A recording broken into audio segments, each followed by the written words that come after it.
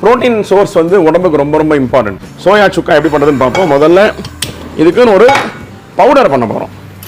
2 teaspoon தனியா, 1 teaspoon மிளகு, 1 teaspoon சீரகம், 1.5 டீஸ்பூன் சோம்பு, கொப்பரை தேங்காய் ஒரு 20 கிராம், 3 டீஸ்பூன் பொட்டுக்கடலை வச்சுக்கோம். 2லேருந்து 3 நிமிஷம் வறுக்க போகிறோம். வறுத்துட்டு அதை ஒரு பொடி பண்ண போகிறோம்.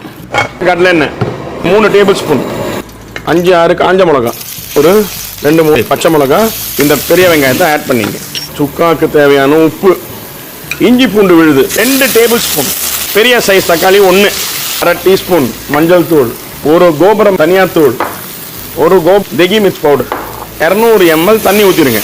3/4 டீஸ்பூனில் கரம் மசாலா தூள், 2 டேபிள் ஸ்பூன் மந்த்ரா கடலை எண்ணெய். 5 நிமிஷம் நல்லா குக் ஆகும்.